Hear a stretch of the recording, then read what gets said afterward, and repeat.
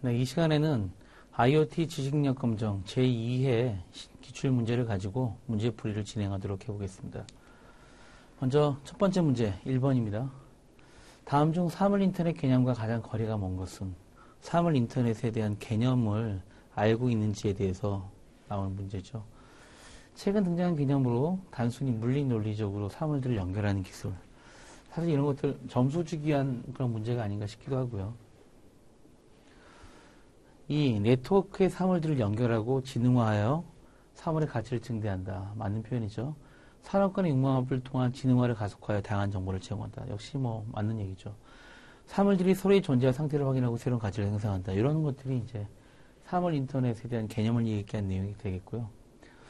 최근 등장한 개념은 아니죠. 1999년도에 등장한 형태의 내용들이니까 최근 등장한 개념은 아니고요. 단순히 물리 논리적으로 사물들을 연결하는 것이 아니라 지능적으로, 그렇죠? 연결해서 지능적으로 이제 이런 형태의 표현들이죠. 그래서 1번의 정답은 1번이 되겠습니다. 2번. 다음 중 기술적 측면에서 이 사물 인터넷 활성화 요인으로 가장 적절한 것은? 사물 인터넷 활성화의 기술적 요인, 기술적 측면 같은 경우에는 제품의 소형화. 휴대가 간편하게 됐죠. 커다란 곳에서 휴대가 간편한 제품의 소형화. 소형화되다 보니까 그밖에 전기를 먹는 것도 적게 안 먹어요. 그래서 저전력화. 그 다음에 어딜 가서도 공통의 기능들 자체를 서로 교환하고 할 수 있는 그런 내용을 하기 위해서는 표준화가 돼야 되겠죠. 표준화. 표준화돼서 다 똑같은 형태의 유형을 공급하면 가격 자체가 그만큼 저가격화로 떨어지겠죠. 그래서 요 네 가지. 소형화, 저전력화, 표준화, 그 다음에 저가격화. 요 네 가지를 사물 인터넷 활성화 요인으로 이야기를 하고 있는데요. 그게 아닌 것을 고르면 되겠습니다. 제품의 대형화. 아니죠. 디바이스의 고전력화. 디바이스의 저전력화죠. 전력을 적게 먹어야겠죠. 그래야 오래 사용할 수 있고. 기술의 비표준화. 역시 아니죠. 점수를 주기 위해서 나타난 문제가 아닌가 싶은데요. 일단 정답은 디바이스 및 소자의 저가격화가 되겠습니다. 3번입니다. 3번. 다음 중 사물 인터넷을 활용한 헬스케어와 웰니스 서비스에 대한 설명으로 잘못된 것은? 활동 추적 장치를 운동화에 부착하여 걷거나 달린 거리 및 속도, 소모한 칼로리 등을 확인. 이거 맞는 얘기죠. 그 다음에 웨어러블 디바이스를 통한 다양한 생체 관련 데이터를 측정한다. 역시 맞는 얘기죠. 사용자 인식 기반의 스마트 스트리트를 조성한다. 그래서 어떻게 하겠다는 거죠? 이런 것들은 좀 아니죠. 실시간 수집된 개인의 건강 정보를 과거의 데이터하고 비교해서 알맞은 의료 서비스를 연결하는 것. 이게 이제 스마트 헬스케어에 대한 내용들이죠. 그래서 답은 사용자 인식 기반의 스마트 스트리트 조성 3번이 되겠습니다. 4번. 다음 중 가정 내 사물 인터넷 서비스에 대한 설명을 가장 거리가 먼 것은? 가정 내죠. 홈 IoT를 얘기하는 그런 내용들이 되겠습니다. 주방, 생활용품, 헬스케어 디바이스 등이 와이파이나 블루투스, G웨이브와 같은 다양한 근거리 무선 통신을 통해 연결. 이게 이제 정의에 해당되는 내용이 되겠네요. 메신저를 통해 보일러, 가스, 밸브 등을 원격에서 제어하거나 모니터링. LG전자의 홈챗이나 이런 것들이 다 메신저를 통해서 보일러나 에어컨, 가스 밸브를 제어하는 이런 형태의 방법들이죠. 가족 모두 잠을 자게 되면 전등이나 불필요한 전원을 차단하는 대신 보안 시스템을 가동. 불필요한 전원을 차단하고 보안 시스템을 가동하고. 이게 이제 사물 인터넷에 관련된 내용들이죠. 스마트폰을 활용한 음성 및 이미지 인식 기반의 상품을 주문한다. 이거는 사실 가정 내에 대한 내용은 아니죠. 음성 및 이미지 인식 기반의 상품 주문, 스마트폰. 이건 어떻게 보면 사물 인터넷 서비스라고 할 수 있겠는데, 근데 이제 가정 내의 사물 인터넷 서비스에 대한 설명을 가장 거리가 먼 것은 이런 곳에 이제 잘 보시고 문제를 푸셔야 되는 내용들이 아닌가 싶습니다. 그래서 4번의 스마트폰을 활용한 형태의 내용들은 크게 우리가 이 다른 스마트 유통이라든가 이런 형태로 돼서 얘기할 수가 있겠죠. 그래서 정답은 4번이 되겠습니다. 그래서 인공지능 서비스를 이용해서 스마트홈을 통해서 다양한 형태의 온라인 쇼핑을 통합한 서비스도 등장을 하고 있지만 정답은 이제 4번. 스마트홈의 보편적인 형태의 서비스 내용들을 물어보는 형태의 내용들이라서 1번에서 3번이 가정 내 사물 인터넷 서비스를 가장 잘 표현하고 있는 내용이 되겠습니다.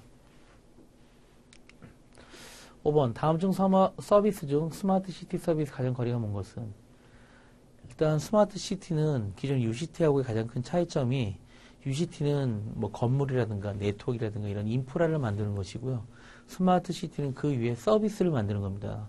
사람에게 편리함, 편의성을 제공하기 위해서 서비스를 만드는 것이라 그 도시 중심으로 할 수 있는 서비스들 뭐가 있겠습니까? 사람의 편리함을 주기 위해서 그런 것들을 이제 생각하시면 되겠습니다. 실시간 교통 상황 및 주차장 정보 정말 필요한 내용이죠. 스마트 쓰레기통 수거 쓰레기에 대한 문제는 도시에 있어서 가장 중요한 문제 중에 하나죠. 하천을 범람한다, 알려준다. 이것도 굉장히 필요한 얘기죠. 운전자의 운전정보 보험사 제공. 이건 사실 스마트 시티하고는 관계가 없는 어떻게 보면 개인적인 그런 형태의 내용이죠. 운전자의 운전정보 보험사 제공. 운전정보를 보험사 제공하는. 이런 거는 좀 아닌 것 같죠. 스마트 시티에 대한 내용과는 거리가 먼 그런 형태의 내용들이 되겠습니다. 그래서 정답은 4번입니다. 운전자의 운전정보 보험사 제공 같은 것은 뭐 굳이 어떤 설명을 드린다면 앞서 설명드렸던 UBI, Usage Based Insurance, 어떤 사용량에 근거한 보험을 드는 이런 형태의 내용들이죠. 나는 4시간을 운전하고 너는 10시간을 운전하는데 왜 10시간을 운전한 너랑 4시간을 운전한 나랑 내야 되는 운전보험, 자동차 보험료가 같냐. 뭐 예를 들면 이제 그런 것들이죠. 그래서 운전자의 운전정보에 근거한 보험, 어떤 요의 지불이라든가 이런 것들을 UBI라고 하는 것들을 통해서 따로 제공하고 있죠. 다음은 6번입니다. 6번. 다음 중 사물 인터넷 디바이스를 연결하기 위한 요구사항 및 상호 운영성을 보장하기 위한 기업들 간 표준화 단체. 기업들 간의 표준화 단체. 그러니까 기업과 뭐 컨소시엄 표준, 뭐 이렇게 이해를 하시고 문제를 푸시면 되겠습니다. 1번 OIC.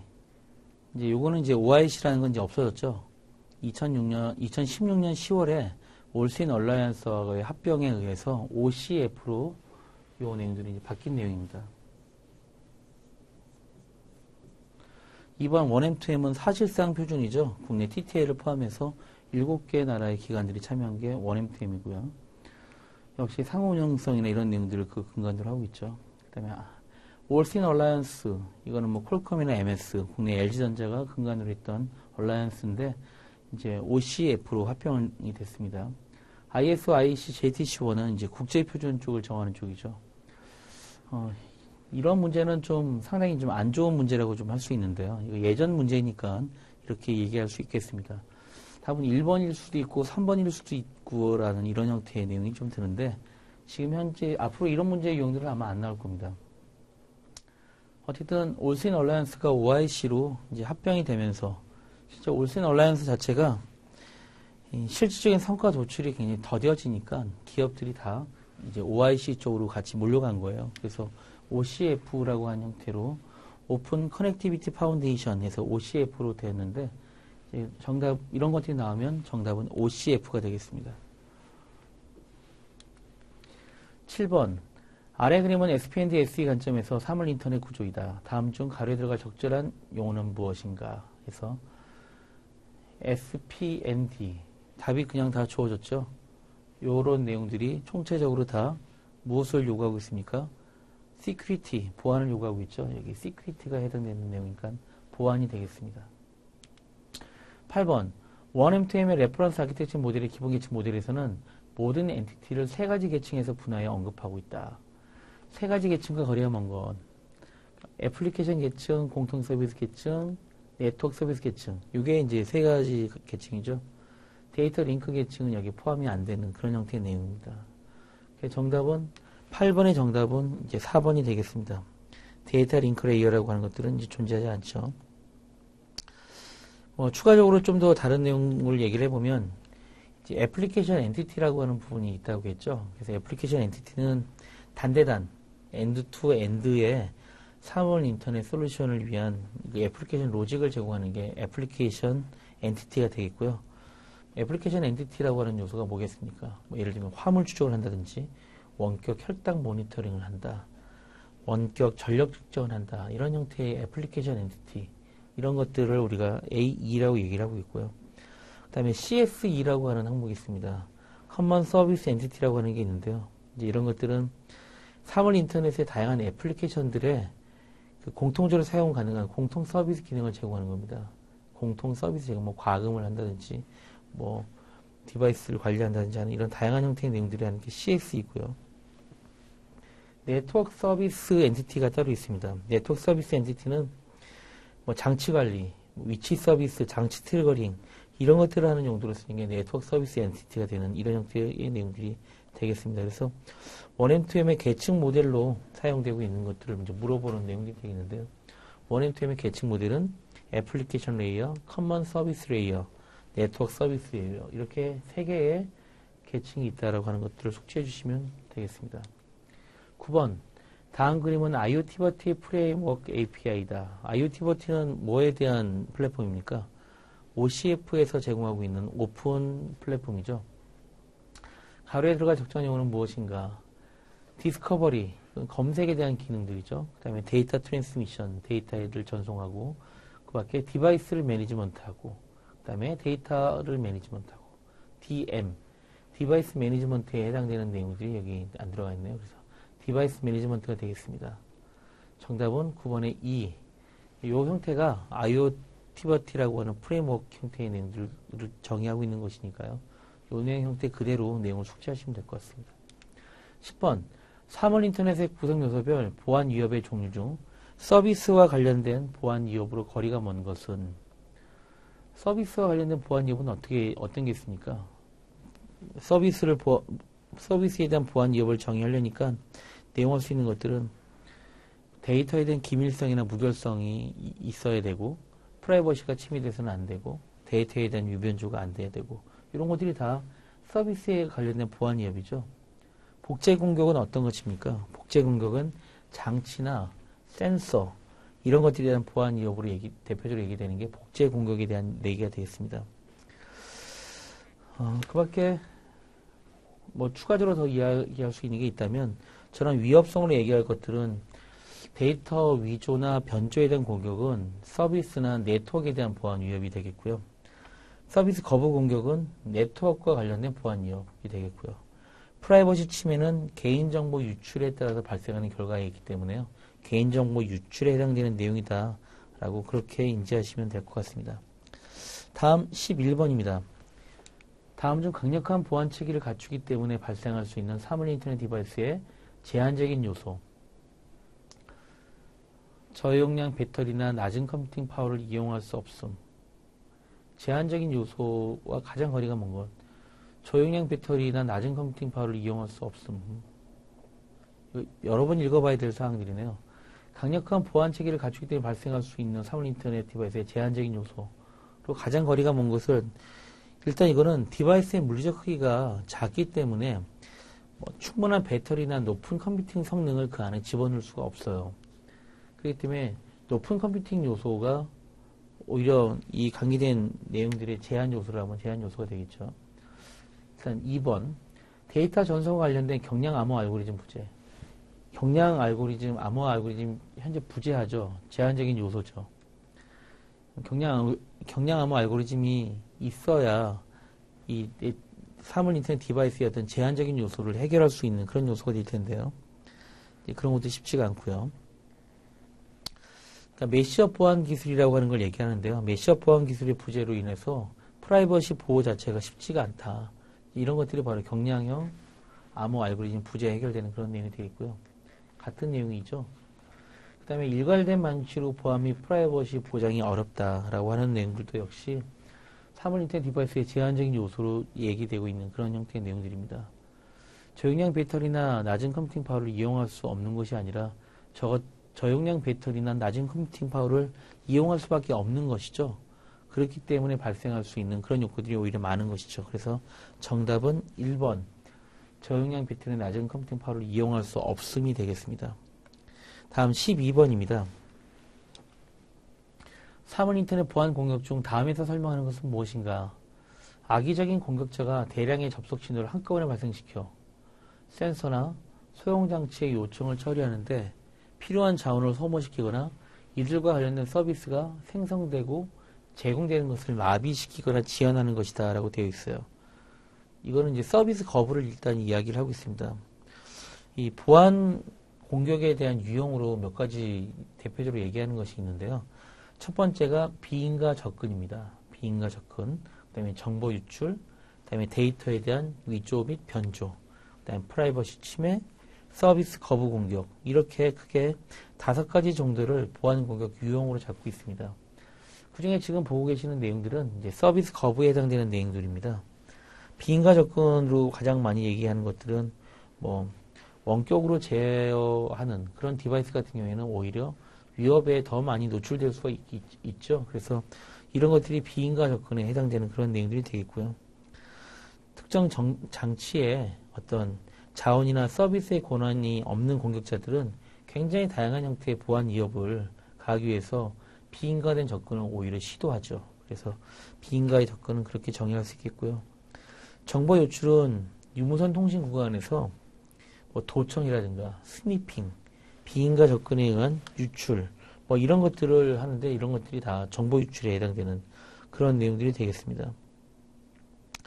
만약 이런 위협 때문에 발생되는 어떤 정보가 개인정보에 해당한다면 이건 개인정보 유출에 해당되는 그런 내용들이 되겠죠. 그래서 프라이버시 침해로 이어지는 이런 형태가 되겠습니다. 데이터의 위변조 자체는 정상적인 데이터인 것처럼 전송되었는데 잘못된 인증이 이루어지거나 서비스 결과에 영향을 미치는 것들, 이런 것들을 데이터 위변조에 해당되는 내용이라고 이야기를 하고 있습니다. 그래서 정답은 서비스 거부. 사물 인터넷 보안 공격에 대한 유형이나 대응 같은 것들은 굉장히 중요한 내용들입니다. 실제 우리가 디바이스를 운영하는 데 있어서 가장 큰 영향을 미치는 것들이 바로 이런 것들이기 때문에 꼭 어떤 시험 문제 같은 데서는 단골 손님처럼 등장하는 내용이라서 이런 것에 대해서 명확한 개념을 이해하시는 게 POR이라고 생각합니다. 다음은 13번. 다음 중 사물 인터넷 플랫폼의 대표적인 기능 블록 중에 리소스 및 서비스 관리 기능 블록에 대한 설명과 거리가 먼 것은, 리소스 및 서비스 관리 블록이 어떤 것인지 그 개념을 이해하고 있으셔야 풀 수 있는 부분들인데요. 1. 사물 디바이스의 등록, 설정, 모니터링, 펌웨어 다운로드 등의 디바이스 관리 기능. 디바이스 관리 기능이라는 게 들어있죠. 리소스를 관리하는 것들이죠. 포함되는 거죠. 사물의 리소스에 대한 생성, 제공, 갱신, 삭제. 생성, 제공, 갱신, 삭제. 뭐라고 하죠? 우리 CRUD라고 하죠. CRUD 등의 리소스 관리 기능. 이거 역시 리소스 및 서비스 관리 기능에 해당되죠. 다양한 디바이스, 리소스, 서비스에 대한 검색 기능, 디스커버리 기능이죠. 그것들을 제공하는 것들이죠. 역시 리소스에 대한 디스커버리 기능이니까 해당되는 것들이고요. 데이터에 대한 고차원 분석을 통한 서비스를 제공하기 위한 데이터 분석 기능이다. 이거는 어디에 해당되냐면 그 데이터 분석 기능은 시멘틱 및 지식 서비스 기능 블록에 대한 설명에 해당됩니다. 시멘틱 및 지식 서비스 블록. 그 기능 블록에 해당되기 때문에 정답은 4번입니다. 이 사물 인터넷 플랫폼의 가장 기본적인 형태의 기능은 뭐냐면 사물과 서비스를 같이 연결해주는 커넥티비티에 해당되는 기능들입니다. 그래서 이걸 연결하기 위해서 커넥티비티를 제공하는 것, 이게 가장 처음으로 필요로 하는 그런 기능들이고요. 이를 위해서 다양한 커넥티비티 프로토콜을 제공해 줘야 됩니다. 그래서 이러한 커넥티비티 서비스 위에는 뭐가 있냐면 지금 이 리소스 및 서비스 관리 기능 블록이 존재합니다. 그래서 이 기능 블록은 이 사물 디바이스를 등록하고 또 설정, 모니터링, 펌웨어 다운로드 같은 이런 형태의 디바이스 관리 기능과 리소스 관리 기능, 디스커버리 기능들을 기본적으로 갖고 있습니다. 그래서 정답으로는 4번이 되겠습니다. 4번이 시멘틱 및 지식 서비스 기능 블록에 관한 그런 설명이 되겠습니다. 14번. 다음 중 사물 인터넷 플랫폼을 구성하는데 반드시 필요한 핵심 기능, 코어 펑션에 대해 해당하지 않는 것이 어떤 것이냐라고 되어 있어요. 사물 인터넷 플랫폼을 구성하는데 반드시 필요하지 않는 것. 그래서 정답은 1번이죠. 사물 인터넷 플랫폼의 핵심 기능은 커넥티비티, 리소스 및 서비스 관리 기능, 시멘틱 및 지식 서비스, 보안 및 프라이버시, 이렇게 4가지가 있습니다. 그래서 여기 해당되지 않은 것은 클라우드 지원 기능이 되겠습니다. 그래서 정답은 1번이 잘못된 내용이 되겠습니다. 다음 15번. 사물 인터넷 플랫폼 기술 중 다음이 설명하고 있는 것을 가장 적절한 것은, 사용자가 원하는 서비스를 제공받기 위하여 정보나 리소스 등을 찾고 찾은 결과를 쉽게 활용할 수 있도록 제공하는 기술. 정보나 리소스 등을 찾고 찾은 결과를 쉽게 활용할 수 있도록 제공하는 기술.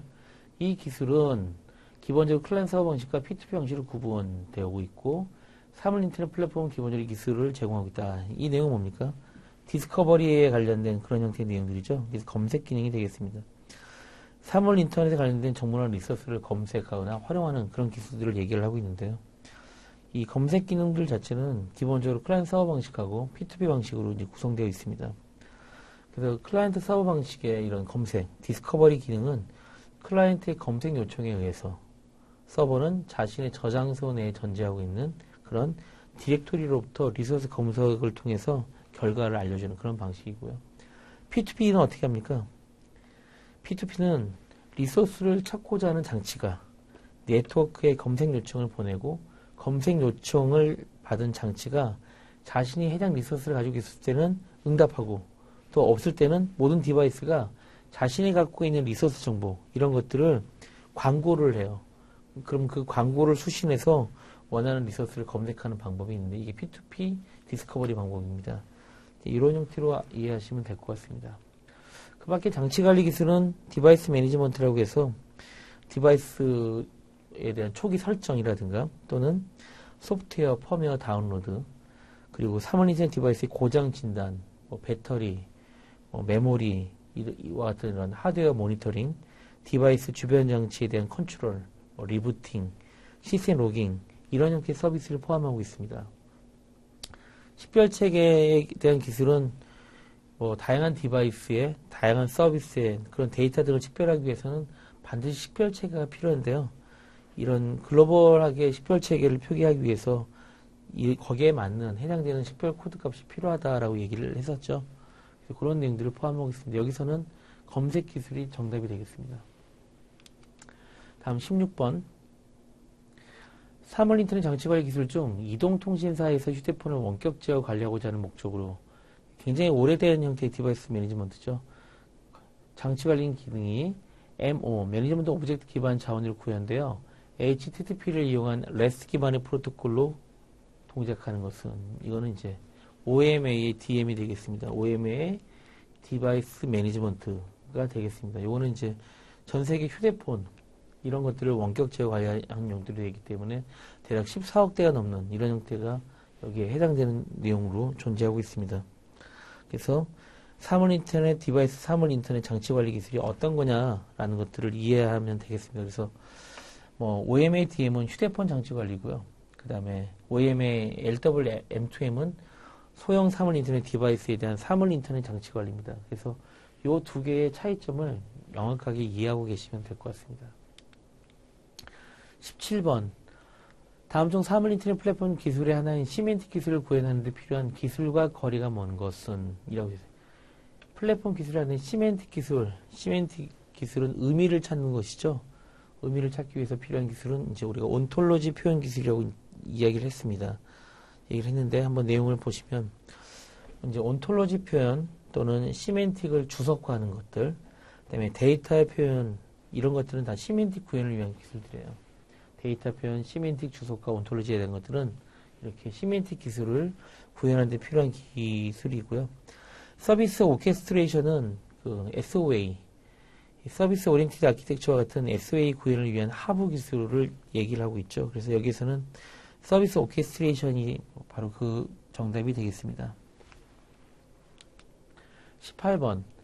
다음은 국내에서 개발된 사물 인터넷 플랫폼 사례 중 하나에 대한 설명이다. 다음에 설명하고 있는 플랫폼은 무엇인가? 국내에서 개발된 플랫폼, 전부 다 국내에서 만들어진 플랫폼이네요. 이 플랫폼은 서버 및 클라우드 형태의 사물 인터넷 플랫폼 기능을 수행하며 HTTP, MQTT, 코어 앱 프로토콜에 대한 바인딩을 지원하며 RESTful 오픈 API를 통해 기능을 활용할 수 있도록 제공한다. 이런 유형의 문제도 그렇게 좋은 유형의 문제라고 보기에는 꽤 어려운, 좀 안 좋은 유형의 문제라고 생각되는데, 여기서의 정답은 전자부품연구원 통해서 개발된 모비우스라는 플랫폼이 이제 요게 해당되는 모든 부분을 다 지원하는 그런 플랫폼들인데요. 이제 N큐브 같은 경우에는 뭐죠? N큐브는 엣지, 그러니까 디바이스 형태의 플랫폼을 이제 얘기를 하고 있고요. 역시 모비우스하고 N큐브가 한 통이 돼서 움직일 수 있는 그런 형태의 내용이 되겠죠. 그래서 N큐브 자체는 사물 인터넷 디바이스하고 게이트웨이를 위한 소프트웨어 플랫폼을 얘기를 하고 있습니다. 싱플러스는 뭡니까? 이건 이제 달리웍스에서 개발한 그 사물 인터넷 플랫폼인데요. 이건 이제 싱플러스라고 하는 포털을 활용해서 자신만의 독특한 IoT 서비스를 구현할 수 있다는 그런 장점도 있고요. 클라우드라는 환경을 제공해서 안정적이고 확정성이 높은 서비스를 제공한다고 알려져 있습니다. 그 다음에 코모스, 이거는 전자통신연구원, 애트리에서 개발된 그런 형태의 시멘틱 IoT 서비스 플랫폼이라고 우리가 분류하고 있습니다. 여기서는 이제 모비우스가 그 전형적인 1M2M과 상호 호환이 되고 관련된 내용들을 제공할 수 있는 플랫폼이라고 이야기할 수 있겠습니다. 18번의 정답은 1번 모비우스가 되겠습니다. 다음은 19번. 다음 중 사물 인터넷 디바이스 주소 체계로 사용될 IP 버전 6에 대한 설명으로 가장 적절한 것은 IP 버전 6를 제대로 이해하고 있는지를 묻고 있습니다. 32비트 주소 체계를 사용함으로 약 43억 개의 주소를 가진다. 처음부터 적절하지 못하네요. IP 버전 6는 몇 비트의 주소 체계를 가집니까? 128비트의 주소 체계를 가지죠. 이것은 아니고요. OS의 세분 계층 중 전송 계층에 속하는 프로토콜이 아니죠. 아니고 IP 버전 6의 주소 체계 부족의 근본적인 해결책은 사설 주소와 NAT 적극 활용. 이거는 IP 버전 6가 아니라 IP 버전 4에 대한 이야기를 하고 있습니다. IP 버전 4의 주소 체계 부족 때문에 하고 있는 근본적인 해결책으로 사설 주소와 NAT 적극 활용이 권고되고 있죠. 4번 저전력 무선 근거리 통신 기술의 무선 프레임 안에 수용한 노력을 수행 중이다. 이게 맞네요. 그래서 블루투스라든가 NFC에도 이런 IP 버전 6를 수용하려고 하는 그런 노력을 수행 중에 있습니다. 그래서 저전력 무선 근거리 통신 기술에 대한 그 내용을 얘기하고 있는데요. 가장 적절한 것은 19번은 4번이 정답이 되겠습니다. 다음 20번. 다음 중 사물 인터넷 통신 기술로 와이파이가 많이 사용되는 이유로 가장 거리가 먼 것.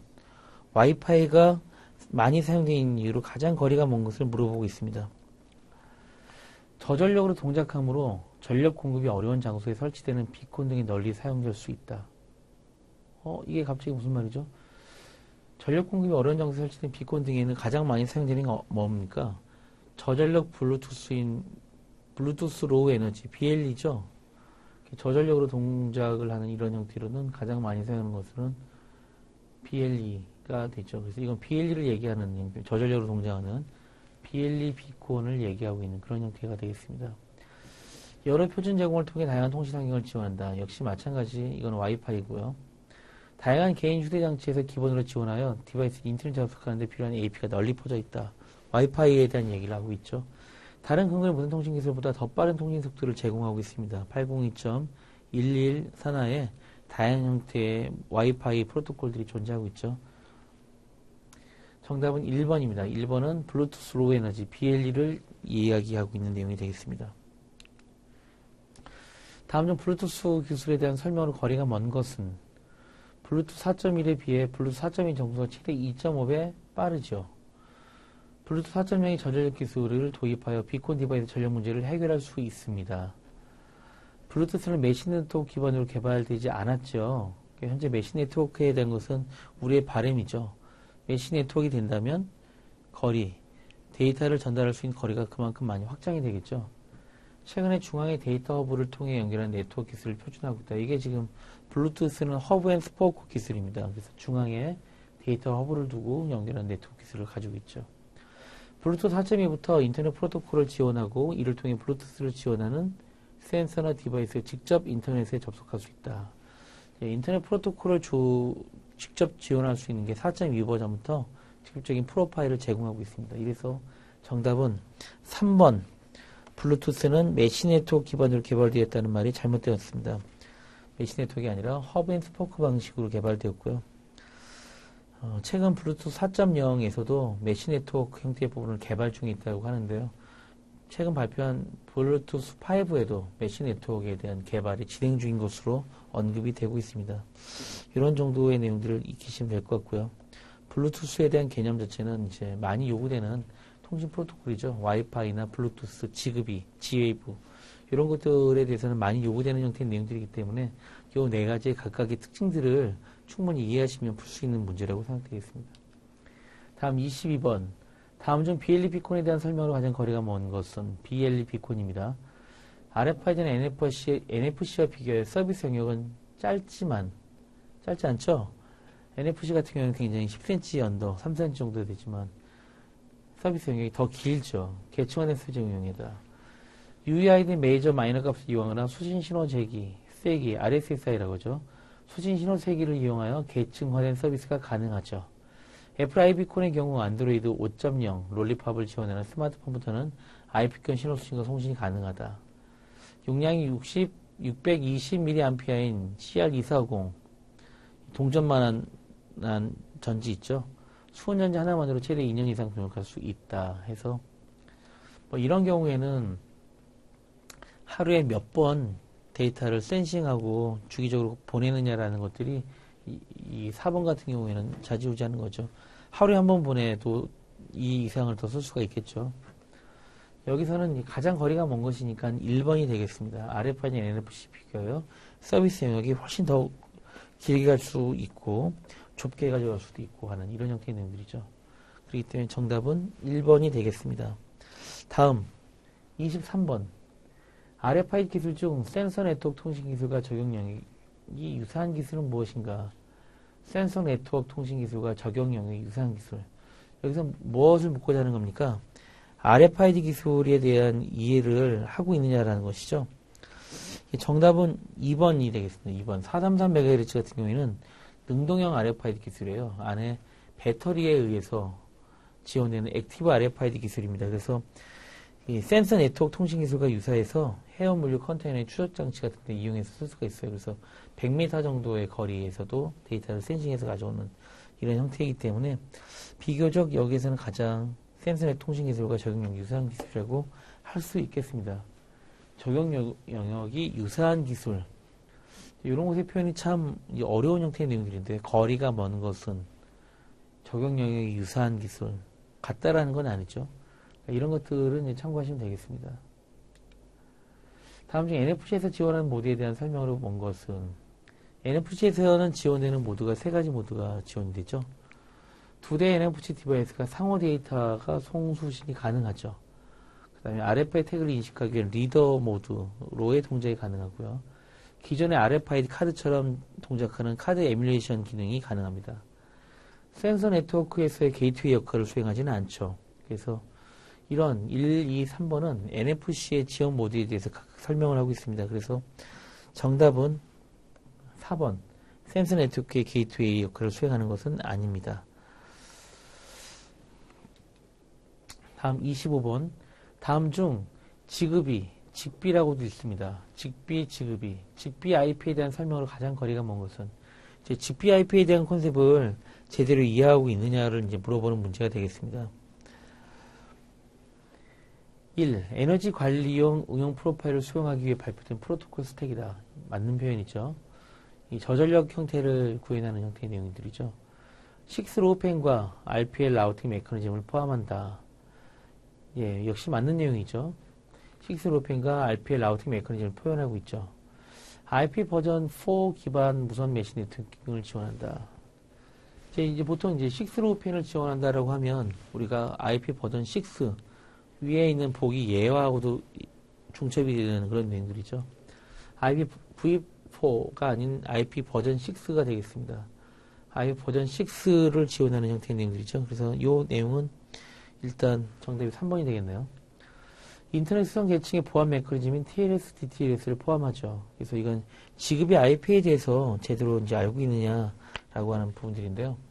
지급의 IP는 지급의 프로파일 가운데에서 스마트 그리드와 같은 어떤 에너지계에서 가장 주목받는 에너지 관리 응용 프로파일인 스마트 에너지 프로파일 2.0을 수용하기 위해서 만들어진 그런 형태의 스택이 되겠습니다. 그래서 IP 버전 6 기반의 무선 메시 네트워킹 솔루션으로 발표된 어떤 개방형 표준이 지급이 IP가 되겠습니다. 그래서 지금 여기 보기에서 나온 것처럼 6로펜과 RPM 이런 라우팅 메커니즘 포함하고요. 그 다음에 TCP나 UDP의 전송 계층에서 보안 메커니즘인 TLS, DTLS 이런 것들을 지원하는 이런 형태의 내용들이 되겠습니다. 그래서 정답은 3번이 되겠습니다.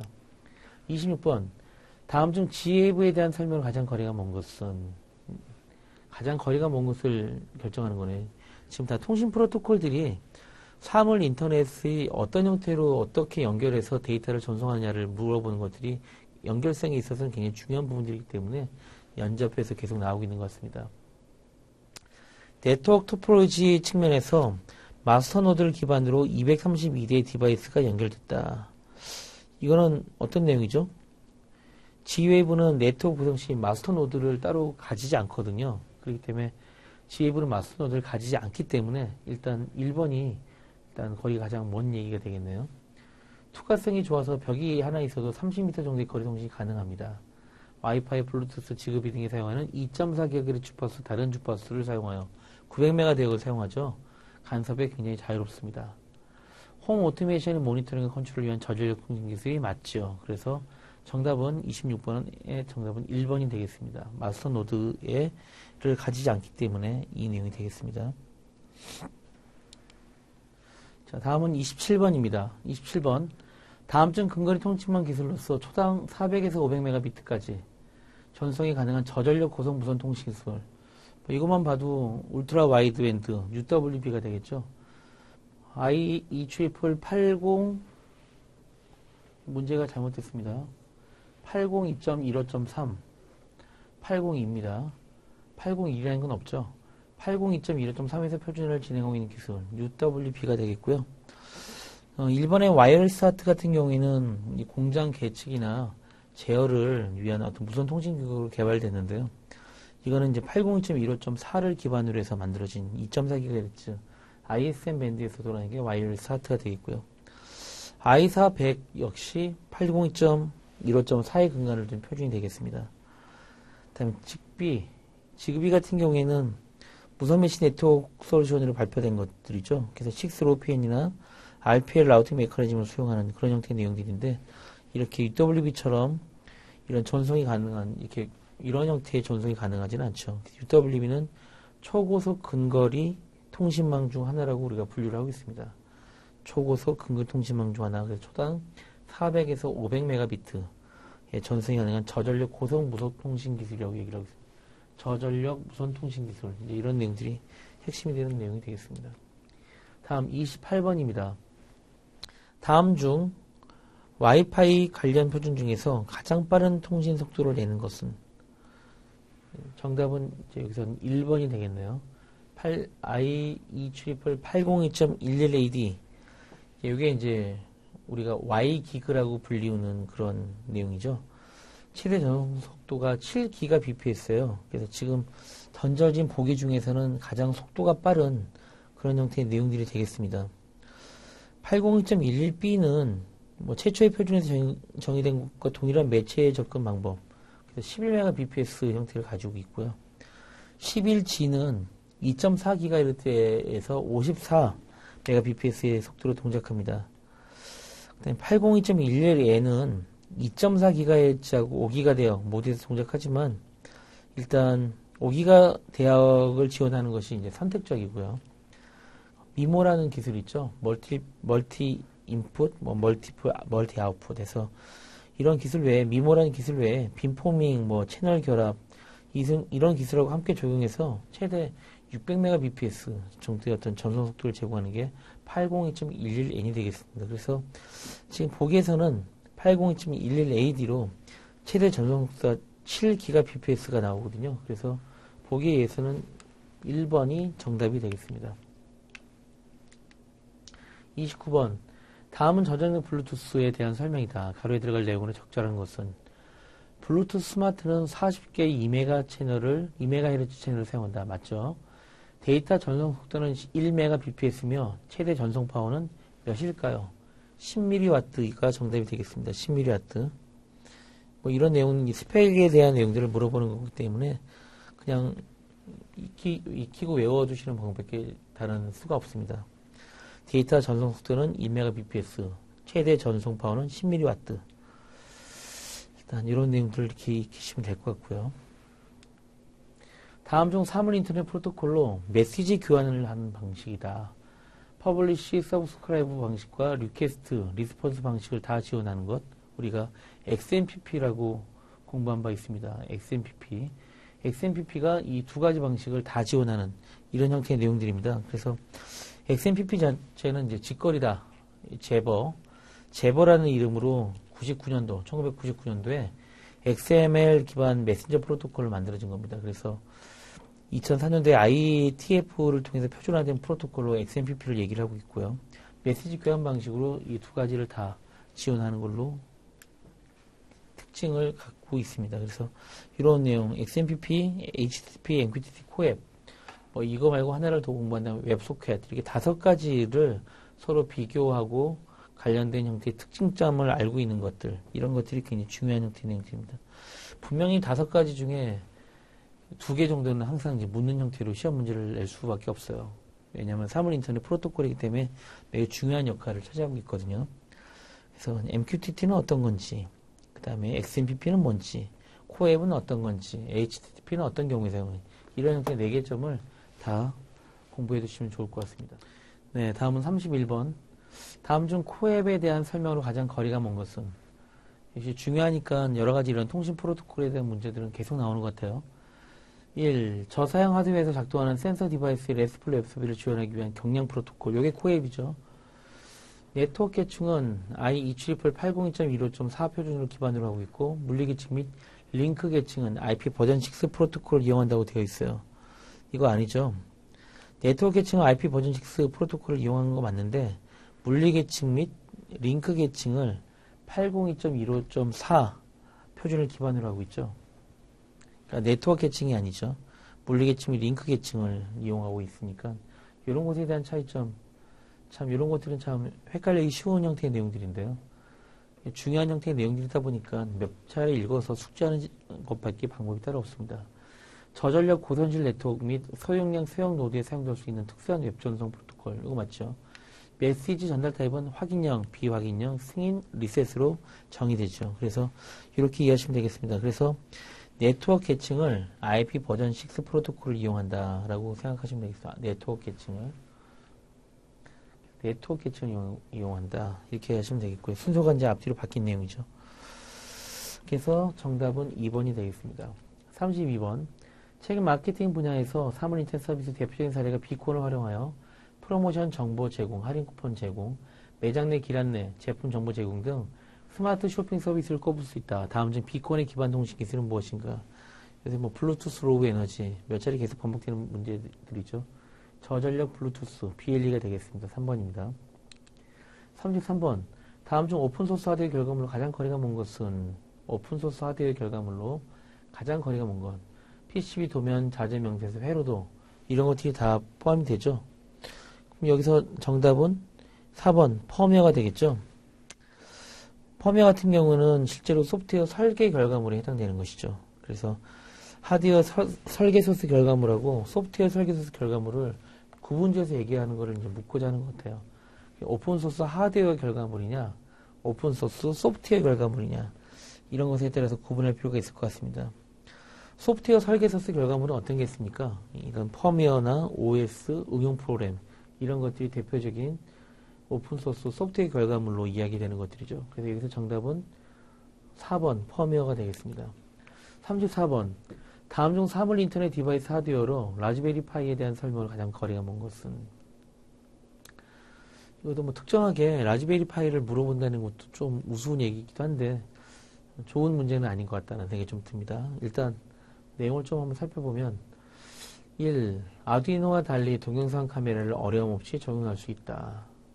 네, 이거 맞죠. 디스플레이나 관계되는 내용도 있다 없다에 대한 차이니까요. 라즈베리 제품군은 리눅스 OS를 장착할 수 있다. 맞는 얘기죠. 라즈베리 제품군은 센서, 액추에이터 등 다양한 디바이스 기능을 구현할 수 있다. 뭐 이런 내용들이 있었죠. 정해서. 카메라 기능이 기본적으로 탑재되어 있는 것은 아니죠. 그래서 이런 것에 대해서 대략의 보드에 대한 내용들은 좀 구분될 필요성이 있을 것 같아요. 라즈베리 파이에는 그래픽 기능이 있어요. 카메라 기능이 기본적으로 탑재되어 있는 것들은 아닙니다. 동영상 카메라를 어려움 없이 적용할 수 있다. 이건 이제 IO나 이런 형태에 대한 문제의 이슈들이니까요. 이런 것들에 대한 차이점을 잘 확인하실 필요가 있을 것 같습니다. 다음에서 설명하는 센서는 무엇인가? 한 축도는 여러 축의 회전 움직임의 각 변화량을 측정하고 중력이나 자기장과 같은 외부 힘의 영향을 받지 않고 독자적으로 작동하는 센서다. 자이로 센서를 얘기를 하고 있죠. 자이로 센서는 동작 인식 센서입니다. 그래서 자이로 센서는 물체의 어떤 역학 운동을 이용해서 위치 측정이나 방향 설정 이런 것들이 가능한 영역에 활용되고 있습니다. 최근에 버추얼 리얼리티, VR 이러한 등에서 디바이스의 어떤 360도의 어떤 회전이라든가 이런 것에 대한 측정을 위해서 활용되는 게 바로 자이로 센서가 되겠습니다. 다음 36번. 다음에서 설명하는 기술은 무엇인가? 센서를 이용해 사람이 뇌파를 측정하고 이를 활용해 시스템을 제어하는 기술. 우리가 앞에 BCI라고 1회 때 문제도 나왔었죠. 브레인 컴퓨터 인터페이스라고 해서 BCI에 해당되는 기술이 관련된 기술에 대한 내용이 되겠습니다. 뭐 어쨌든 이런 다양한 기술인데 버추얼 리얼리티는 뭔가요? 버추얼 리얼리티는 어떤 특수한 안경이나 장갑이나 뭐 이제 이런 것들에 대한 디바이스를 활용해서 시각 및 청각 등을 통해서 현실과 유사한 경험을 제공하는 그런 서비스 또는 기술을 우리가 VR 기술이라고 얘기하고 있습니다.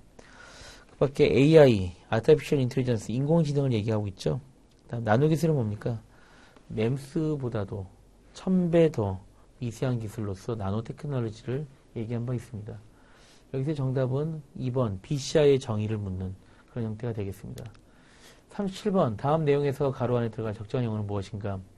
구조적으로는 증착과 식각 등의 과정을 반복하는 반도체 미세 공정을 적용해서 저렴한 비용으로 초소형 제품을 대량으로 생산할 수 있게 해준다. 특히 무슨 기술로 구현된 구동장치는 아주 적은 전력을 소비하기 때문에 그 중요성이 날로 부각되고 있다.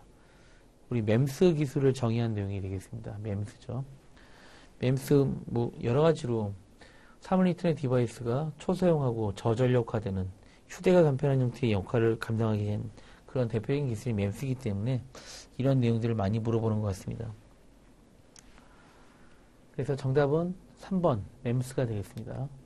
38번 다음 중 타이니 OS에 대한 설명으로 가장 거리가 먼 것은 하고 나왔습니다. 타이니 OS는 일단 오픈소스 BSD 라이센스 운영 체계이죠. 그 다음에 센서와 네트워크 기능을 동시에 갖춘 그런 마이크로 컨트롤러 기반의 단일 보드 기기의 사용은 어렵다가 아니라 단일 보드 기기에서 사용을 하죠. 개발 언어가 타이니 OS 전용인 내시로 개발되고 확장세하는 일반 개발 언어에 비해 한계가 있고 저전력 무선 통신 기능을 중심으로 하는 OS라고 되어 있죠. 그래서 이 센서와 네트워크 기능을 동시에 갖춘 그런 마이크로 컨트롤러 기반의 단일 보드 기기에 유용한 게 타이니 OS죠. 그래서 타이니 OS에 대한 특징을 잘 알고 있느냐를 물어보는 그런 형태의 질문이었습니다. 39번 다양한 종류의 데이터들이 빅데이터를 구성하고 있다. 다음에서 설명하는 데이터로 가장 적절한 것은 어떠한 것이냐 해서 고정된 필드로 저장되어 있지는 않지만 XML이나 HTML 같이 메타데이터나 스키마 등을 포함하는 데이터 이걸 우리가 반정형 데이터라고 합니다. 세미 스트럭처 데이터라고 해서 반정형 데이터죠. 정형 데이터는 뭡니까? 엑셀과 같이 셀에 데이터베이스처럼 셀에 들어가 있는 형태의 내용을 정형 데이터라고 하고 비정형 데이터는 뭐죠? 멀티미디어 데이터와 같은 그런 형태의 데이터를 의미하고 있습니다. 그래서 이런 데이터의 종류가 어떤 것인지에 대한 이해도를 높이는 형태를 여기서 질문을 하고 있는 것 같습니다. 다음 40번입니다. 빅데이터는 기존 데이터에서는 얻을 수 없었던 속성을 얻을 수 있기 때문에 적절하게 수집하고 분석하는 일이 중요하다. 다음에서 설명하는 알고리즘으로 가장 적절한 것은 하나의 큰 데이터군을 통계적 기법을 활용하여 비슷한 특성을 지니는 여러 개의 작은 묶음으로 분류하는 학습. 이건 뭐라고 하죠? 군집화한다고 그러죠. 비슷한 특성을 지니는 여러 개의 작은 묶음, 통계적 기법을 해서 유사성을 지니는 여러 개의 작은 묶음으로 분류하는 학습 방법. 이걸 군집화한다고 그럽니다. 군집화는 클래시피케이션 2번의 분류하고 전혀 상반된 내용입니다. 그래서 이 분류와 상반되는 컨셉이니까 좀 명확하게 분류와 군집의 차이가 어디에 있는지 얘기를 하면 좋을 것 같고요. 분류 같은 경우는 어떻게 합니까? 분류 같은 경우는 데이터가 속할 만한 데이터군을 찾아내는 방법이 이 분류입니다. 그래서 어떠한 규칙이라든가 특성을 기준으로 해서 어떤 구분된 훈련 데이터군이 있습니다. 훈련 데이터군이 있어서 그걸 기반으로 새롭게 추가하는 데이터가 속할 만한 데이터군을 찾아내는 방법이 이 분류가 되겠고요. 군집은 하나의 큰 데이터군에서 통계적 기법을 활용해서 그거를 비슷한 특성을 지닌 여러 개의 작은 묶음으로 분류하는 학습 방법이 군집화, 클러스터링이 되겠습니다. 41번 다음 내용에서 가론에 들어갈 가장 적절한 용어는 무엇인가? 빅데이터의 특성을 묻는 그런 질문이 되겠습니다. 그래서 우리 빅데이터 특성 3V라고 얘기하는 부분들 있죠? 그 부분을 물어보는 겁니다. 데이터 양, 볼륨, 벨로시티, 그 다음에 버라이어티, 다양한 형태의 데이터 타입이 존재한다. 이 세 가지 요소 가운데 두 가지 이상의 요소만 충족한다면 빅데이터라고 볼 수 있다. 비즈니스 측면에서는 이 3V에 무엇을 더하는가? 가치를 더하죠. 빅데이터의 가치를 더하는 이런 형태의 내용으로 해서 V를 하나 더한다면 가치가 되겠습니다. 그래서 빅데이터 분석을 통해서 발생할 수 있는 비즈니스의 가치 측면을 물어보는 이런 형태의 내용이 되겠습니다. 그래서 정답은 3번 가치가 되겠습니다. 다음은 42번입니다. 다음에서 설명하는 기술은 무엇인가? 물리적인 하드웨어 자원을 논리적인 단위로 나누고 통합하여 자원을 활용할 수 있게 해주는 클라우드 컴퓨팅의 기술로 운영체제나 중앙처리장치, 스토리지 등 주로 하드웨어의 의존성을 배제, 통합을 위한 수단으로 이용한다. 이거는 이제 가상화를 얘기를 하고 있는 거죠. 가상화를 이야기하고 있는데 이 가상화에 대한 내용들은 어떤 내용입니까? 이 컴퓨터 자원에 대한 어떤 추상화를 얘기를 하는 거죠. 클라우드와 같은 형태에서의 가상화는 자원 가상화를 의미를 하고 있습니다. 그래서 거기에 이제 분산 컴퓨팅이라고 하는 그런 역할, 기능도 굉장히 중요한 역할을 하죠. 그래서 분산 컴퓨팅과 관련된 기술로 분산 파일 시스템이라든가 분산 데이터베이스와 같은 그런 기술들도 있고요. 그 다음에 이제 시스템 관리 역시 마찬가지고요. 시스템 관리는 클라우드 컴퓨팅에서 시스템 관리는 단순한 관리가 아니라 사용자 인터페이스나 모니터링만을 의미하지는 않고요. 여러 가지 서비스 레벨 어그리먼트라고 해서 SLA라고 하는데요. 서비스 수준 협약서에 기반한 다양한 형태의 사용자 그런 컴퓨팅 환경, 가상 컴퓨팅 환경을 프로비저닝, 미리 준비해 놓는 거죠. 하고 제공된 가상 시스템을 모니터링하고 사용자 서비스별 자원 활용 정도에 따른 동적인 자원 할당이라든가 동적 스케줄링을 제공하는 것들이 시스템 관리 기능들인데요. 여기서는 관계되는 내용들이 이제 가상화에 대한 내용들이 되겠습니다. 프로비저닝은 뭡니까? 프로비저닝은 사용자 요구에 최적화된 그런 시스템 자원을 할당하고 배치하고 배포해 두었다가 필요한 시스템 자원을 즉시 사용 가능한 상태로 만들어주기 위한 그런 형태의 내용들을 준비하는 것 자체를 프로비저닝이라고 이야기하고 있습니다. 여기서 정답은 1번 가상화가 되겠습니다. 가상화에 대한 명확한 개념 정의를 이해하고 가시면 되겠습니다.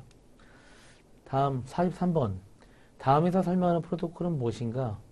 월드와이드 웹과 같은 분산 하이퍼 미디어 시스템을 위한 소프트웨어 아키텍처의 한 형식으로 서버는 데이터베이스의 내부의 자료를 직접 전송하는 대신 데이터베이스 레코드를 HTML, XML이나 JSON 형식으로 전송한다.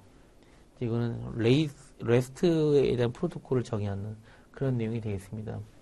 REST라고 하는 내용들은 지금까지 많이 언급돼서 나왔지만 그만큼 이 경량형이나 다양한 형태의 요구를 물어보는 그런 내용이기 때문에 명확한 개념 정의를 가지고 계시는 게 중요할 것 같습니다. 지금 이 보기의 지문을 통해서 REST에 대한 일반적인 정의 자체를 그대로 보시면 되겠고요. SOA는 이 서비스 오리엔티드 아키텍처라고 해서 이 서비스 지향 아키텍처에 대한 컴퓨터 시스템을 구축할 때 개념을 얘기를 하고 있습니다.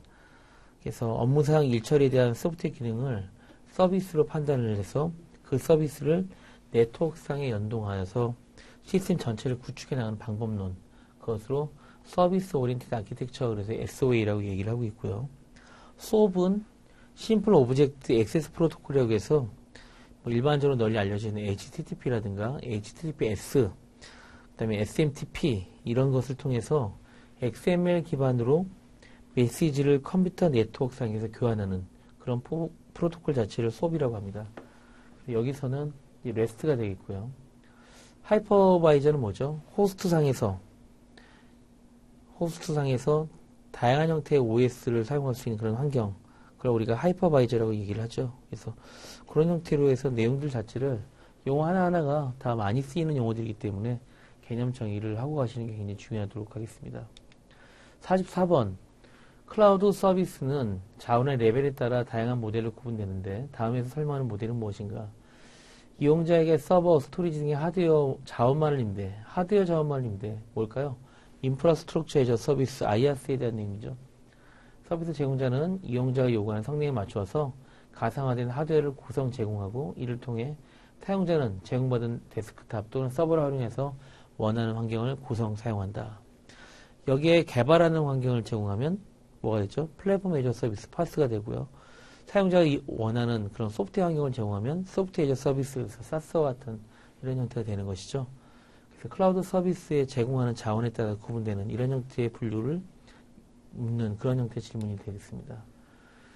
45번 클라우드 환경에서 예상되는 다양한 보안 위협들 중 시스템 자원을 통합, 재분배하여 제공하는 인프라 계층의 특징으로 인해 발생하며 하이퍼바이저 감염 시 게스트 OS로 확산되는 보안 위협은 뭐냐?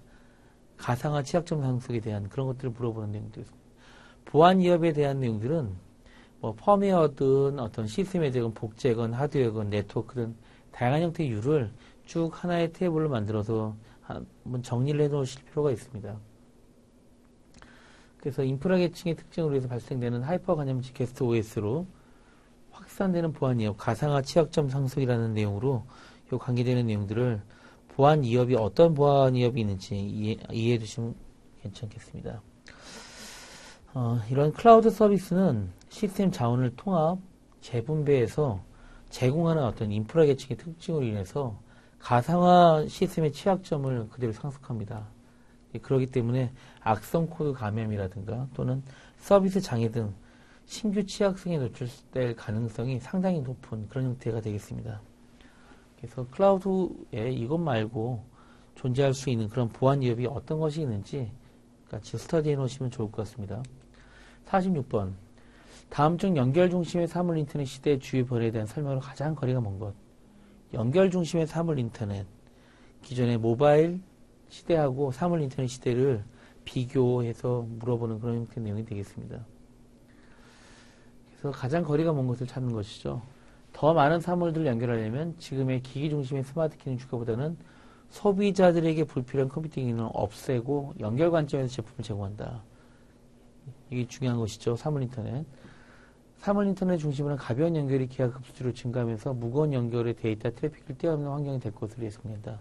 이건 뭐냐면 기존의 모바일 같은 경우에는 사진이나 이런 멀티미디어 데이터들에 대한 것들 때문에 무거운 연결이라고 했던 반면에 사물 인터넷에서 발생할 수 있는 데이터들은 굉장히 작은 사이즈의 데이터 센싱에 대한 부분들이 넘어가기 때문에 굉장히 가벼운 연결에 포함되는 그런 부분이 되겠고요. 사물들이 인터넷에 연결되어 서비스되기 때문에 스마트폰 중심의 OS에 대한 종속성이 높아질 것이다. 스마트폰 중심의 OS의 중심이 되는 것이 아니죠. OS의 중심이 되는 것이 아니기 때문에 이것은 지금 이제 모바일 형태의 내용이죠. 컴퓨팅 파워를 높일 수 있는 모바일에 대한 형태를 이야기를 하는 것이고요. 4번 향후에는 웹 중심 환경으로 전환될 것이므로 웹 표준 기반 기술로 만들어진 웹 API가 더 확대될 것이다. 그렇죠. 앱 중심에서 웹으로 이렇게 전환하는 이런 형태의 내용들을 물어보는 이런 형태의 내용들이 되겠습니다. 연결 중심의 사물 인터넷 시대 어떤 것이 맞는지 이런 내용들을 이해하고 넘어가시면 될 것 같습니다. 다음 47번입니다. 다음 중 모바일 시대와 사물 인터넷 시대가 알맞게 짝지어진 것은 자 모바일 시대 무거운 연결이죠. OS 중심이고 그 다음에 앱 경제죠. 그 다음에 1번 잘못됐죠. 모바일 시대 무거운 연결 웹 중심이 아니라 OS 중심이고 API 경제죠. 3. 사물 인터넷 시대 가벼운 연결 웹 중심 API 경제 이거 맞죠. 4. 사물 인터넷 시대 무거운 연결이 아니라 가벼운 연결이죠. 웹 중심이고요. 그래서 47번 3. 사물 인터넷 시대에 대한 특징을 연결 지어놓은 것은 3번이 정답이 되겠습니다. 다음 48번 다음 중 IT 생태계의 건강성과 경쟁력을 측정하는 평가 지표 중 하나로 다양한 시장의 요구에 적극적으로 대처하기 위해 새롭게 등장한 기술을 수용해서 다양한 비즈니스나 제품에 흡수되도록 나타나게 하는 그런 능력이 무엇인가라고 해서 물어봤습니다. 이것은 혁신성이 정답인데요. 이것들은 이제 IT 생태계를 제시하고 있는 마르코 이안시티라고 하는 IT 생태계 어떤 측정 지표 이 부분을 이제 묻는 내용이 되겠습니다.